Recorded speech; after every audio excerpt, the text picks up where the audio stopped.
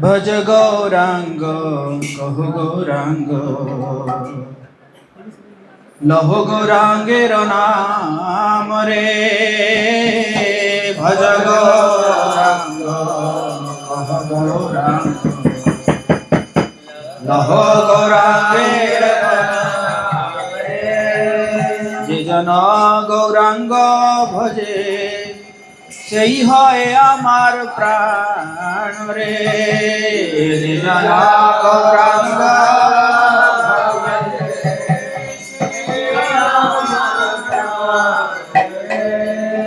ভজ গৌরাঙ্গ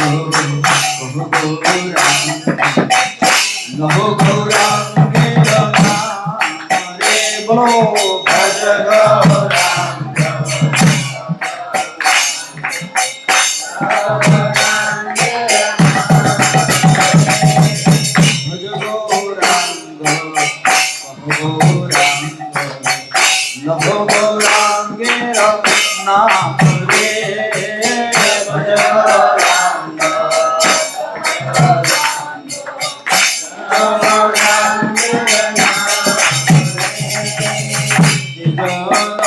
গৌরাঙ্গ ভজে সেই হয় আমার প্রাণ রে গৌরাঙ্গ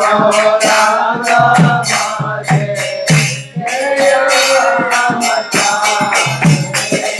গৌরাঙ্গ বলিয়া বাহু তুলিয়া নাচিয়া নাচিয়া বেড়া রে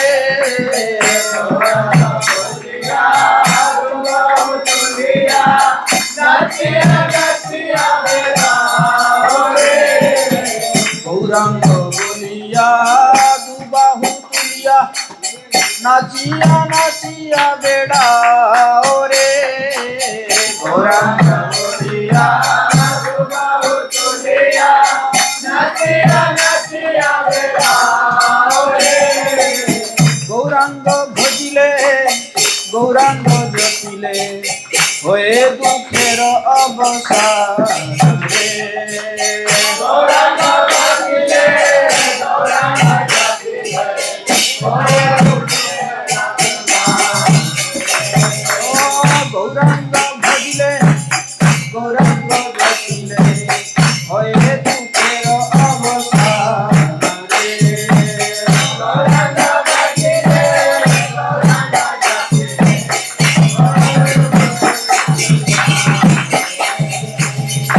कृष्णदास कविराज गोस्वामी भजन को लिखे हैं, कह रहे हैं कि भज गौरांग कहु गौरांग और लहो गौरांग नाम रे। एक तो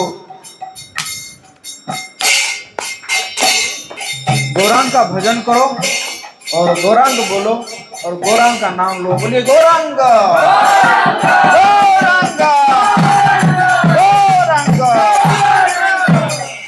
और कह रहे हैं जे जन गौरांग भजे, जो गौरांग का भजन करता है सही होया हमार प्राण रे, वही मेरा प्राण है। तो कैसे लेना चाहिए गौरांग महाप्रभु का नाम, कैसा लेना चाहिए?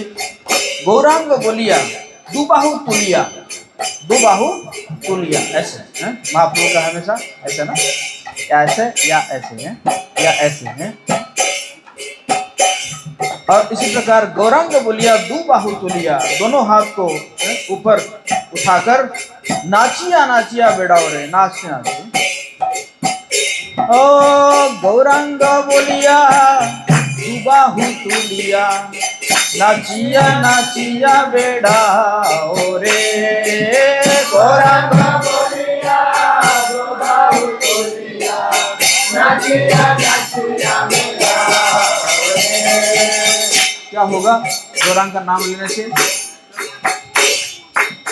गौरांग भजिले गौरांग जपिले होए दुखेर अवसान रे गौरांग भजिले गौरांग जपिले होए दुखेर अवसान, सारा दुख चला जाएगा। बोले हरि बोल, सुख ही सुख, शांति शांति।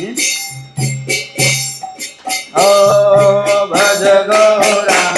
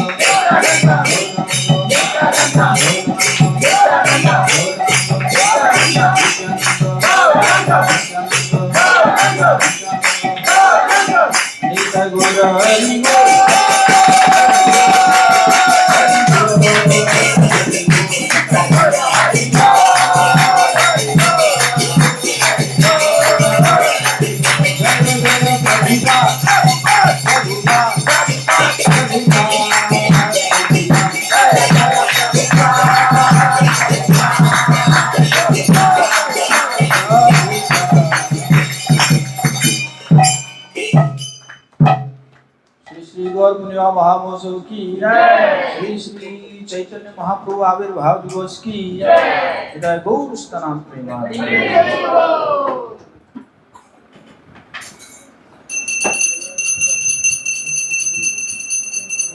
पंखा थोड़ा कम करना होगा, इको बंद कर दीजिए।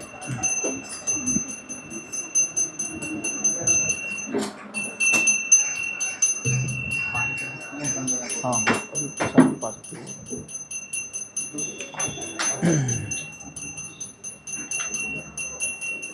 ओम अज्ञानतिमिरान्धस्य ज्ञानाञ्जनशलाकया चक्षुरुन्मिलितं येन तस्मै श्रीगुरवे नमः।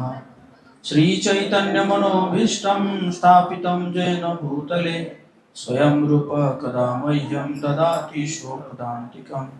वन्देऽहं श्रीगुरो श्रीयुतपदकमलं श्रीगुरुन् वैष्णवांश्च श्रीरूपं साग्रजातं सगणरघुनाथामितं तं सजीवम् साद्वैतं सावधूतं परिजनसहितं कृष्णचैतन्यदेवं श्रीराधा कृष्णपादां सगणललिता श्रीविशाखान्तांश्च। हे कृष्ण करुणा सिन्धु दीनबन्धु जगत्पते गोपेश गोपिकान्त राधाकान्त नमस्तुते।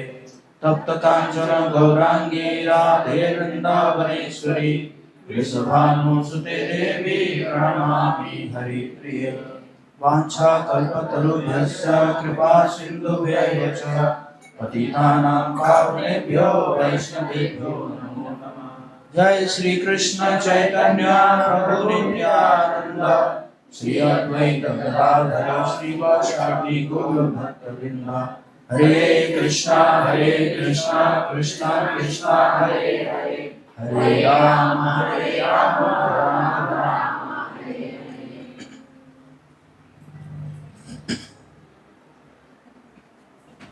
मोगंगरदिवाचारं मंगलंगरीरं यत्कृपादं वन्दे श्री गुरुदिनतारिणे श्री चैतन्येश्वरं परमानन्दमाधवम्। नमो महावदान्याय कृष्ण प्रेम प्रदायते कृष्णाय कृष्ण चैतन्य नाम्ने गौरतुसे नमः।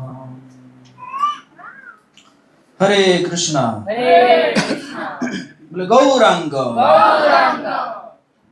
आप सबका बहुत बहुत हार्दिक स्वागत है और आप सबको शुभकामनाएं हैं। आज गौर पूर्णिमा के अवसर पर कभी हमारे जितना समय है, वैसे 7 बजे आरती होगी, तब तक हम महाप्रभु के बारे में कुछ चर्चा करेंगे। आप सब ध्यान से श्रवण कीजिएगा। तो श्रील रूप गोस्वामी कह रहे हैं, श्रील रूप गोस्वामी पाद जब प्रयाग में मिलते हैं महाप्रभु से, तो उनके मुंह से ये मंत्र निकल आता है महाप्रभु के लिए। अपना मोबाइल से बंद कर दीजिएगा और कोई मोबाइल से बात नहीं करेगा।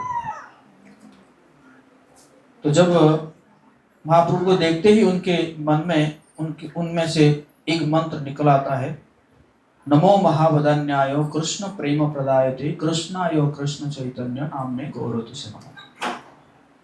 तो वो कहते हैं कि नमो महावदान्यायो, महाप्रभु को क्या कहते हैं, महावदान्यायो, मतलब दान करने में सबसे महान चीज जो दान कर सकते हैं।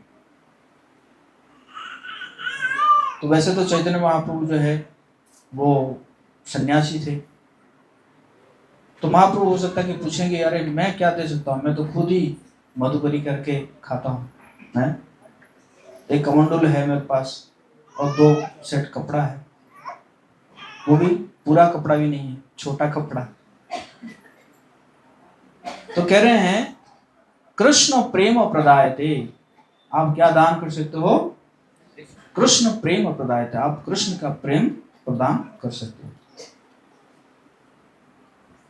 तो फिर महाप्रभु हो सकता है पूछेंगे कि कृष्ण प्रेम तो कृष्ण ही दे सकते हैं ना, मैं कैसे दूंगा। तो फिर कह रहे हैं कृष्णायो कृष्ण चैतन्य, वही कृष्ण अभी किसके रूप में आए हैं, चैतन्य महाप्रभु के रूप में आए हैं। बोले चैतन्य महाप्रभु की जय। कृष्णायो कृष्ण चैतन्य। तो हो सकता है कि महाप्रभु पूछेंगे कि अरे कृष्ण तो सांवले थे, मेघ वर्ण था, और मैं तो जो है गोरा हूं। फिर कह रहे हैं नामने गौरव से नमः, आप जो है गोरा अंग को स्वीकार किए हैं। भगवान जो है रंग को क्या करते हैं, स्वीकार करते हैं, लेकिन हम स्वीकार नहीं कर सकते, है ना। हमारा जो बाय डिफॉल्ट हमारे कर्म के हिसाब से हम उसी रंग लेकर आएंगे, गोरा हो, काला हो, सावला हो, जो भी हो। लेकिन भगवान जो है रंग को क्या करते हैं, ग्रहण करते हैं ना, उनके मन मतलब इच्छा से जो है वो रंग को ग्रहण करते हैं। तो वही कह रहे हैं कि वही कृष्ण चैतन्य महाप्रभु बने हैं और गोरा रंग को इस बार उन्होंने एक्सेप्ट किया है, ग्रहण किया है। चैतन्य मंगल में ऐसा वर्णन है कि एक समय में कलयुग में नारद मुनि जब देखे कि कहीं पे भी भगवान का नाम नहीं लिया जा रहा है, सभी एकदम कर्म कांड में व्यस्त है, अजीब अजीब से पूजा करने लगते हैं। तो नारद मुनि सोचे कि मैं चलता हूं, मैं वीणा बजा के भगवान का नाम लूंगा और लोगों को भगवान के नाम में आप्लावित कराऊंगा, और लोग भी ताकि भगवान का नाम ले। तो इसलिए वीणा लेकर जाते हैं और बजाते बजाते भगवान का नाम लेते हैं। नारद मुनि बजाए वीणा राधिका रमण नामे। तो वीणा बजा रहे हैं और भगवान का नाम सुना रहे हैं, लेकिन लोगों के अंदर कोई फर्क नहीं पड़ रहा है। नारद मुनि भगवान का नाम लेते हुए उनके आंखों से अश्रु निकल रहा है, वो उनके अंदर कई प्रकार के लक्षण प्रकट हो रहे हैं, अष्टसात्विक विकार। लेकिन लोगों को क्या लग रहा है, अरे पागल हो गया ये व्यक्ति शायद पागल हो गया है, ये रो क्यों रहा है, ये नाच क्यों रहा है। क्योंकि भौतिक संसार में लोगों को लगता है कि जब तक थोड़ा सा ना पड़े तब तक तो नाचना नहीं हो पाएगा। नाचने के लिए क्या चाहिए, पैक चाहिए नहीं। तो एक बार मैं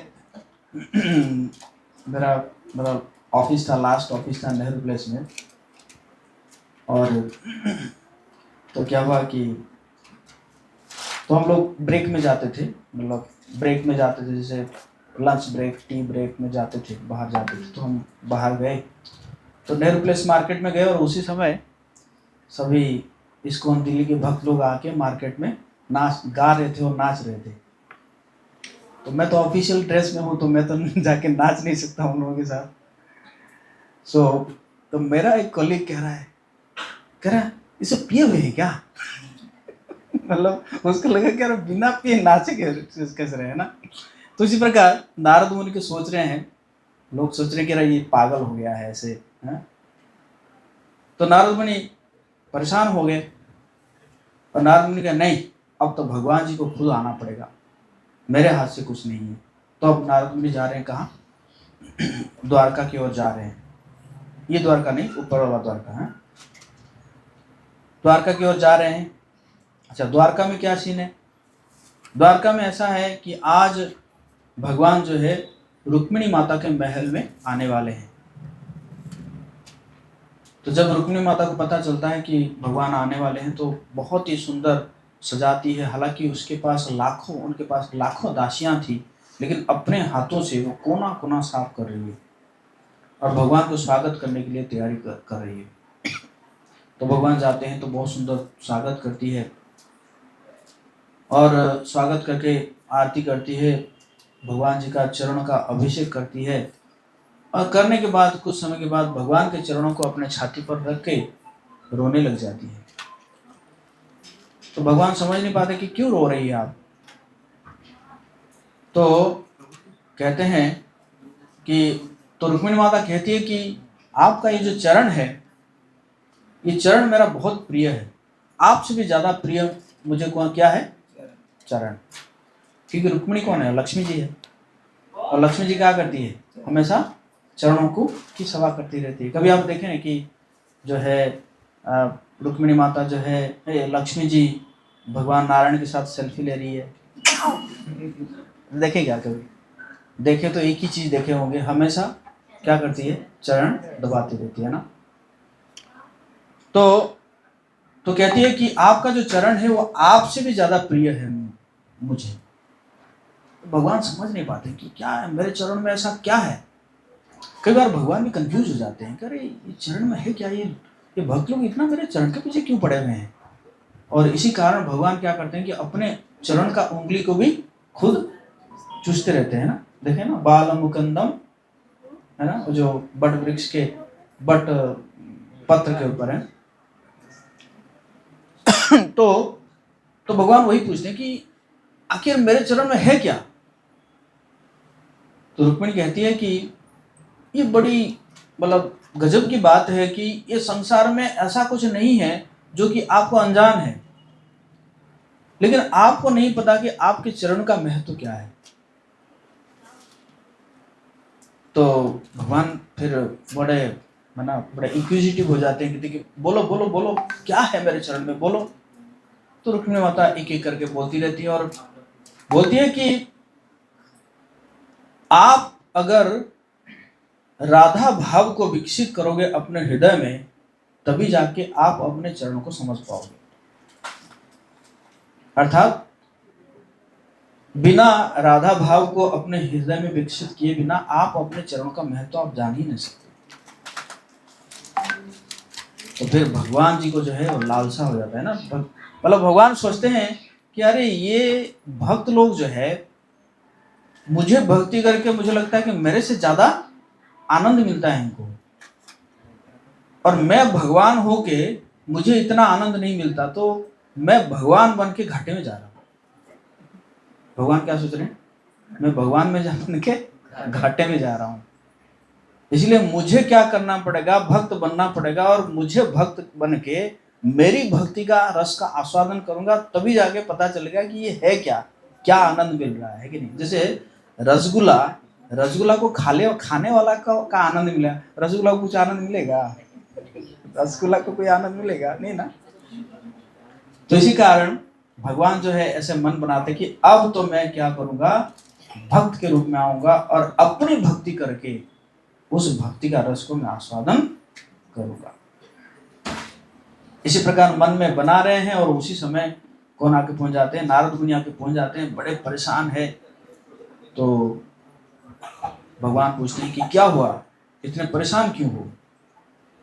तो फिर नारद मुनि कह रहे हैं कि ऐसे कलयुग में ऐसा अवस्था है और आपको तो आना ही पड़ेगा। तो फिर भगवान कहते हैं हाँ, मैं भी यही सोच लिया हूँ, मैं भी जो है आऊंगा नवद्वीप में जगन्नाथ मिश्र के घर, सची माता के घर है, और मेरा नाम रहेगा श्री कृष्ण चैतन्य महाप्रभु की जय। तो इसी प्रकार उन्होंने उसी समय वो रूप दिखाते हैं, महाप्रभु जो है अपना रूप दिखाते हैं ना। अब इस बार मेरा जो रंग रहेगा वो गोरा रंग रहेगा। क्यों? क्योंकि राधा रानी का भाव को मैं लेकर आऊंगा, तो इसलिए राधा रानी का वर्ण को जो भी है मुझे स्वीकार करना पड़ेगा। तो इसी प्रकार है। तो यहाँ पे अब थोड़ा सा हम द्वारका से आ जाते हैं नवद्वीप की ओर, है कि नहीं? चले नवद्वीप, नवद्वीप धाम की। तो नवद्वीप में चले, तो नवद्वीप में क्या हो रहा है? नवद्वीप में ऐसे ही है। नवद्वीप में बहुत ज्ञानी व्यक्ति थे, मतलब बचपन से लेकर मतलब सभी 3 एज ग्रुप में सभी जो है पंडित थे वहां पे, एकदम संस्कृत के विद्वान थे। उस समय बनारस और नवद्वीप ये दोनों जगह फेमस था विद्वानों के लिए। लेकिन विद्वान तो थे, लेकिन किसी के अंदर भक्ति नहीं थी। बहुत वेद अध्ययन, भगवत गीता, भागवत सब पढ़ते थे, लेकिन उसमें भक्ति नहीं था। और मतलब अजीब अजीब सा पूजा करते थे। कहीं पे कुत्ता कुत्तियों को जो है विवाह कराएंगे, मतलब अजीब अजीब सा, जैसे मतलब सब लेके कि भाई ये करेंगे तो वो होगा, ये करेंगे तो वो होगा, है ना। जैसे आप जानते हैं ना, एक बार मैं देख रहा था कि वीडियो देख रहा था कि जो है एक मंदिर में कई सारे है ना विग्रह है, मूर्ति है, और लास्ट में एक डस्टबिन है, वो कंगारू का है ना, कंगारू टाइप का कंगारू बना हुआ है, वो डस्टबिन है। तो व्यक्ति आता है ऐसे, अगर दिया घुमाता है घुमाता है घुमाते घुमाते, और वो कंगारू जो डस्टबिन को उसको भी घुमा के चला जाता है। तो इसी प्रकार चल रहा था नवद्वीप में।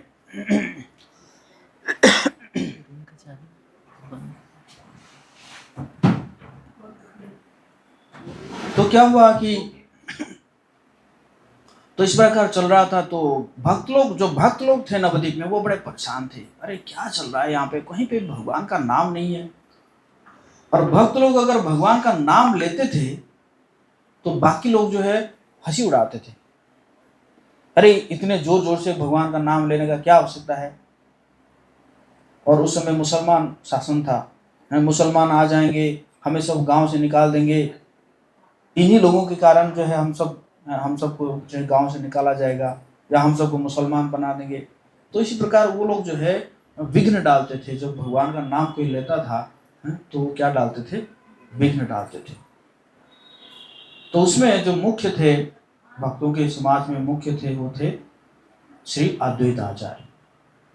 श्री अद्वैत आचार्य लेकिन क्या करते थे? रोज शालिग्राम शिला के ऊपर तुलसी रखकर, गंगा जल देकर वो प्रार्थना करते थे कि हे भगवान, आपको आना पड़ेगा, आपको आना पड़ेगा, नहीं तो ये कलयुग का कोई और उपाय है नहीं, उद्धार पाने का और कोई उपाय है नहीं। तो इसी प्रकार प्रार्थना करते थे सभी भक्त। और तो उन प्रार्थना को भगवान ने सुने, और भगवान को भी तो आने का भी मन था ही। तो भगवान जो है फिर जगन्नाथ मिश्र और सची माता के वहां आकर सची माता के गर्भ में जो है प्रवेश करते हैं। हरि बोल। जैसे ही सची माता के गर्भ में प्रवेश करते हैं, यहाँ पे जो है वृंदावन दास ठाकुर कहते हैं कि सारी देवताएं ब्रह्मा जी तक आके क्या करने लगते हैं? आके जो है उनके गर्भ को प्रणाम करते हैं और कई प्रकार की स्तुति करने लगते हैं। थोड़ा सा आगे जाएंगे और हम प्यार भी पढ़ेंगे। सची गर्भे वैश्य सर्वभुवने वास, फाल्गुनी पूर्णिमा आशी होइला पर आकाश। तो इसी प्रकार सची माता के गर्भ में है। अभी क्या आ गया? फाल्गुनी पूर्णिमा आ गया। अनंत ब्रह्मांडे यत आछे सुमंगल, सेई पूर्णिमाय आशी मिलिला सकल। तो जब उस फाल्गुन पूर्णिमा के दिन जितना भी मंगल, मतलब जितना मंगल हो सकता है, जैसे कहते हैं ना कि ज्योतिष देखते हैं कि भाई ये जो ये नक्षत्र इस नक्षत्र के साथ है ना, तो इसलिए ये बहुत ही मतलब शुभदायक है ना। तो उसी प्रकार जो सबसे परफेक्शन, सबसे जो परफेक्ट मंगल हो सकता है, ऑस्पिशियसनेस हो सकता है, तो वो जो है उस फाल्गुन पूर्णिमा के दिन आ गया। सारे नक्षत्र आ गए प्रॉपर पोजीशन में। संकीर्तन सहित प्रभुर अवतार, ग्रहणेर चले था करे न प्रचार। तो महाप्रभु ने क्या किया, अब क्या करना है, अब आएंगे तो लोग तो भगवान का नाम ऐसे ही नहीं ले रहे हैं, तो महाप्रभु क्या किए, उस समय ग्रहण करा दिए, है ना, चंद्र ग्रहण करा दिए। तो उस समय जो चंद्र ग्रहण होता है या सूर्य ग्रहण होता है ना, तो उसमें लोग जो है क्या मानते हैं, इसको बड़ा अशुभ मानते हैं। अशुभ मानते तो क्या करते हैं, भगवान का नाम लेते हैं। और वहां पे तो गंगा जी थी, तो गंगा जी था तो गंगा जी में जाके स्नान करते हैं। ईश्वर कर्म बुझी बार शक्ति कायो, चंद्र आच्छादिल राहु ईश्वर इच्छायो। तो ईश्वर की इच्छा से चंद्र को कौन ग्रास कर लिया, राहु ग्रास कर लिया। सर्व नवद्वीपे देखे होइला ग्रहण, उठिला मंगल ध्वनि श्री हरि कीर्तन। जैसे ही ग्रहण देखे तो सब जगह में क्या शुरू हो गया, कीर्तन शुरू हो गया। हरे कृष्णा कृष्णा कृष्णा हरे हरे, हरे राम राम राम हरे। अनंत अर्बुद लोगो गंगा स्नान जाय। सभी जो है क्या घुस रहे हैं, गंगा जी में स्नान करने के लिए घुस रहे हैं। और क्या बोल रहे हैं, हरि बोल हरि बोल हरि बोल हरि बोल। सभी हरि बोल कर रहे हैं ना। है न हरि ध्वनि हैलो सर्व न दियाय, ब्रह्मांड पुरीरा ध्वनि स्थान नहीं पायो। पूरा नवद्वीप जो है वो क्या हो गया, हरि ध्वनि में कंपित हो रहा था। अपूर्व सुनिया सब भागवत गण, सबे बोले निरंतर होक ग्रहण। तो भक्त लोगों को जब देखे कि भगवान का नाम सब ले रहे, मतलब आज सब भी भगवान का नाम ले रहे हैं, तो भक्त लोगों को लगा कि रोज ग्रहण होना चाहिए ताकि सभी जो है क्या आगे भगवान का नाम ले। बोले हरे कृष्णा सबे बोले आजी बड़ा बासिया उल्लास, है न बुझी केवा कृष्ण करीला प्रकाश। तो भक्तों के हृदय में मतलब एक अजीब सा आनंद उनको लगने लगा। तो उनको लगने लगा कि जैसे कहीं कृष्ण तो नहीं आ गए। गंगा स्नाने चलीला सकल भक्त गण, निरवधि चतुर्थी के हरि संकीर्तन। तो गंगा स्नान करने के लिए भक्तगण भी गए और सब जगह में हरि ध्वनि चल रहा है। किवा शिशु वृद्ध नारी सज्जन दुर्जन, सबे हरि हरि बोले देखिया ग्रहण। मतलब सभी बोल रहे हैं, किवा शिशु मतलब बच्चा, बूढ़ा, नारी, सज्जन, दुर्जन, सब जो है क्या नाम ले रहे हैं, क्या नाम ले रहे हैं, हरि हरि। बोलिए हरि हरि हरि हरि हरि बोलो सबे सुनी, सकल ब्रह्मांडे व्यापी लेक हरि ध्वनि। पूरा ब्रह्मांड में हरि ध्वनि व्याप गया। चतुर्थी के पुष्प वृष्टि करे देवगण, जय शब्द दुंदुभि जय अनुक्षण। तो देवता लोग भी आगे, और देवता लोग भी आके क्या करने लगे, चतुर्थी के पुष्प वृष्टि वो जो है फूल ऊपर से फेंकने लगे हैं, डालने लगे।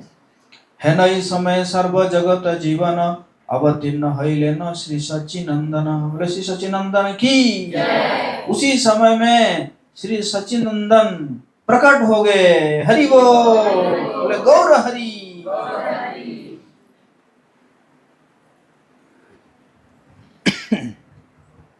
तो उस समय महाप्रभु जो है प्रकट हो गए।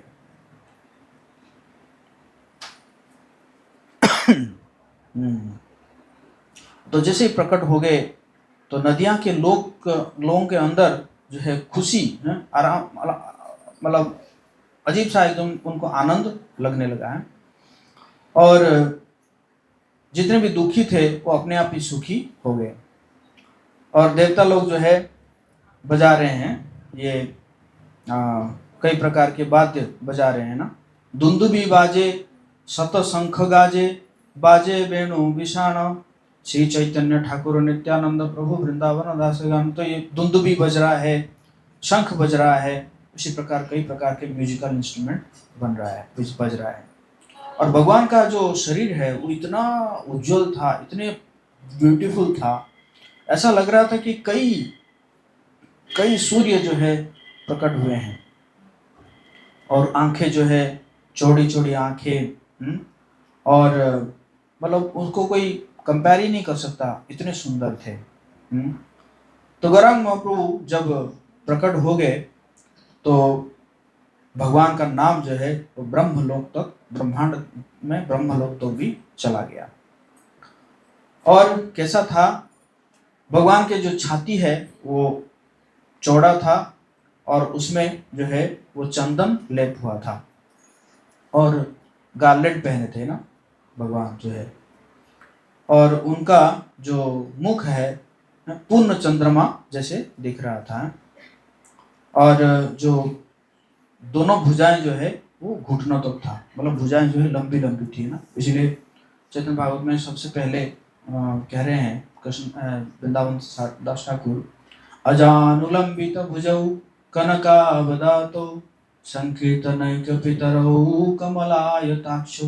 अजानुलंबित भुजौ, ये महापुरुष का लक्षण होता है ना, हाथ जो है लंबे लंबे होते हैं, है ना, और गर्दन छोटा होता है, आंखें जो है लंबी लंबी लंबी आंखें होती है ना। ये सब जो है 32 सिम्टम्स कहा जाता है, 32 लक्षण होता है महापुरुषों के शरीर में।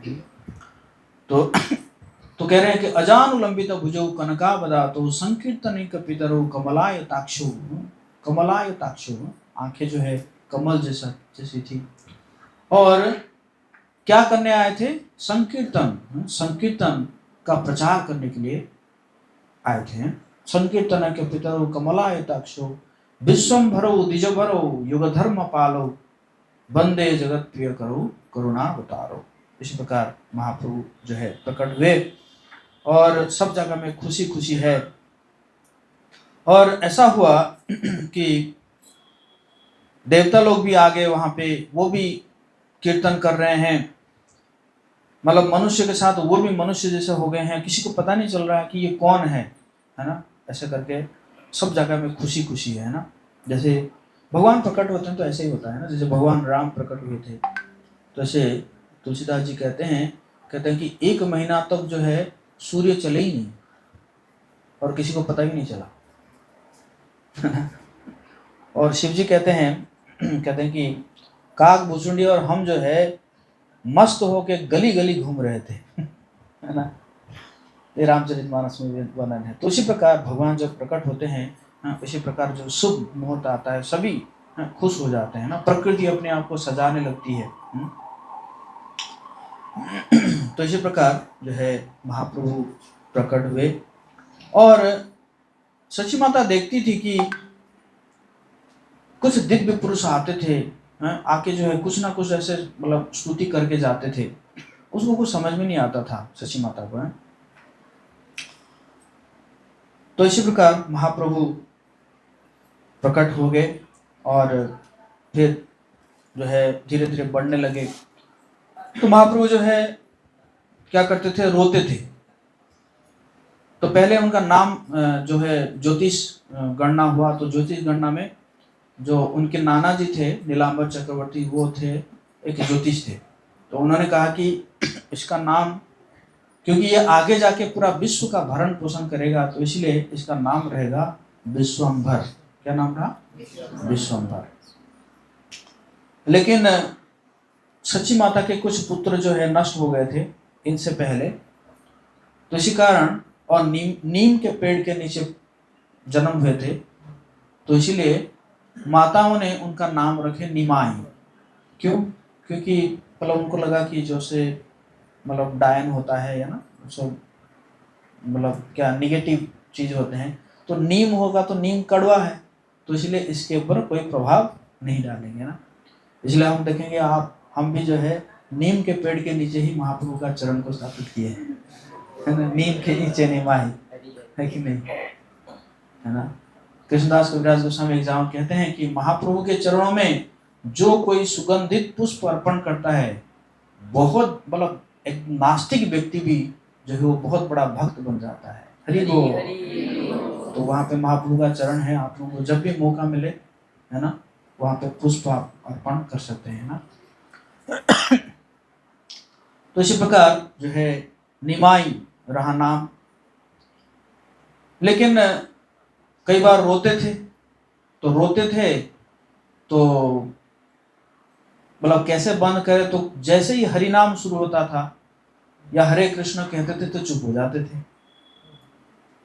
तो इसलिए माताओं ने एक और नाम रख दिया, क्योंकि थे गोरे और हरि का नाम लेते हुए चुप हो जाते थे, इसलिए उनका नाम रखे गौर हरि। क्या? गौर हरि। तो इस प्रकार महाप्रभु फिर धीरे धीरे बढ़े। एक बार जो है अनंत शेष एक सांप के रूप में आ गए उनको दर्शन करने के लिए। तो महाप्रभु गए और वो जो है ऐसे बना लिए और कुंडली बना लिए और महाप्रभु जाके उसमें बैठ गए। और बाकी लोग देख के अरे ये क्या हो गया, सांप के ऊपर जाके बैठा हुआ, आज तो हमारा बेटा गया, है ना। बहुत जब रोने लगे, सच्ची माता मूर्छित हो गई, तब जो है फिर महाप्रभु आ जाते हैं और वो सांप जो है वो चले जाते हैं। एक बार महाप्रभु का मन किया कि मुझे थोड़ा थोड़ा बड़े हो गए, तो मन किया कि मुझे ना थोड़ा सा गांव में घूमना चाहिए, मतलब घर में बैठे बैठे थोड़ा बोर हो रहे थे। तो ऐसे मन किया और उनके शरीर में जो है अलंकार रहता था हमेशा।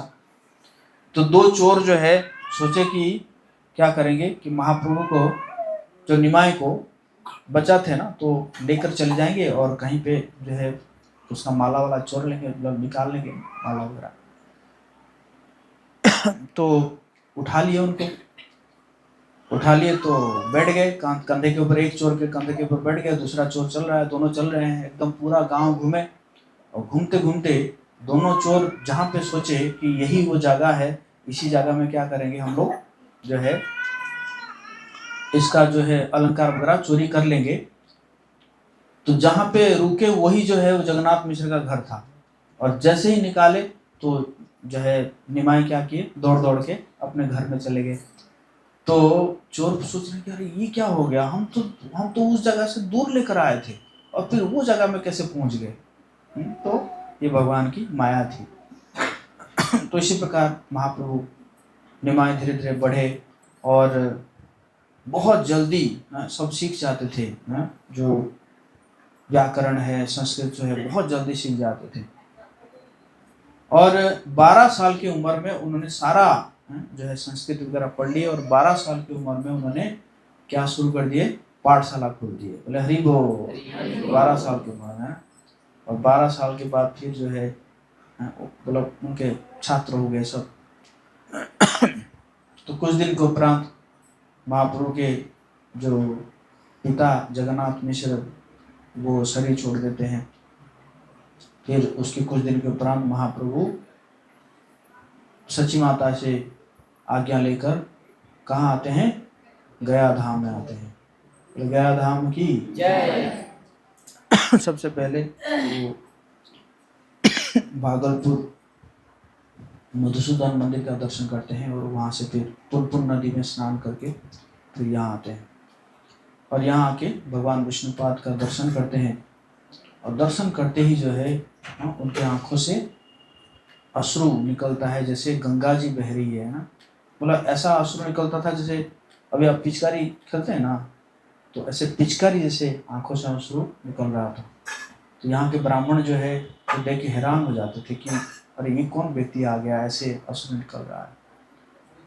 तो उसके बाद फिर महाप्रभु यहाँ पे जो है अपने पिताजी को पिंड प्रदान करते हैं और उसके बाद यहीं पे महाप्रभु जो है ईश्वरपुरी से दीक्षा ग्रहण करते हैं। उसके बाद ईश्वरपुरी की फिर वहाँ यहाँ से जब महाप्रभु जाते हैं नवद्वीप जाते हैं और नवद्वीप जाने के बाद संकीर्तन आंदोलन शुरू करते हैं। हरे कृष्णा कृष्णा कृष्णा हरे हरे, हरे राम संकीर्तन आंदोलन शुरू होता है। और उसके बाद फिर 24 साल की उम्र में महाप्रभु संन्यास ले लेते हैं। तो संन्यास लेकर जाते हैं तो माता सची कहती है कहती है कि आपको जो है जगन्नाथपुरी में आप रहना, क्योंकि जगन्नाथपुरी जो है हर साल रथ यात्रा के लिए लोग नवद्वीप से जाते थे, तो मुझे खबर मिलता रहेगा। तो इसलिए महाप्रभु जगन्नाथपुरी में ही ज़्यादातर समय रहे। टोटल 48 साल महाप्रभु रहे इस संसार में और 24 साल के बाद उन्होंने संन्यास लिया। लगभग 6 साल उन्होंने बाहर पूरे इंडिया भ्रमण किए और बाकी साल जो है जगन्नाथपुरी में रहे। इसी प्रकार महाप्रभु का जो है आदेश है या उनका आप कह सकते हैं भविष्यवाणी है। पृथ्वी ते आछे जत नगर आदि ग्राम सर्वत्र प्रचार होई बेंबर नाम। ऐसे महाप्रभु प्रेडिक्शन देके गए थे कि पृथ्वी में जितने भी नगर आदि ग्राम है सभी जगह में भगवान का नाम का प्रचार होगा। हरे कृष्णा कृष्णा कृष्णा हरे हरे, हरे राम राम राम। सभी जब पूरे देश विदेश में प्रचार होगा और तो उसका और एक जगह में महाप्रभु कहते हैं कि मेरा सेनापति भक्त आएगा जो कि इस नाम को पूरे देश विदेश में प्रचार करेगा। तो वो सेनापति भक्त कौन है? श्रील प्रभुपाद की जय। श्रील प्रभुपाद ने भगवान चैतन्य महाप्रभु का शिक्षाओं को पूरे देश विदेश में प्रचार किए। आज 180 से भी ज्यादा देशों में हमारा मंदिर है। तो इसी प्रकार महाप्रभु कहे हैं कि भारत भूमि ते जन्म होइलो जार, जन्म सार्थक करी करो परोपकार। अगर आप में से कितने लोग भारत में जन्म हुए हैं? कोई बाहर से तो नहीं है, सब भारत में है ना। तो महाप्रभु बोले हैं भारत भूमि ते जन्म होइलो जार, जन्म सार्थक करी करो परोपकार। पहले अपना जन्म को सार्थक करो और सार्थक करके परोपकार करो। परोपकार मतलब क्या है? भगवान का संदेश को देना, यही असली उपकार है। गोपियां कहती है जो गोपी गीत में कहती है कि जो भगवान के लीलाओं का कथा या नाम का कथा, गुणों का कथा दूसरों को देते हैं वो भूरिदा जना, एक्चुअली दानी वही है ना।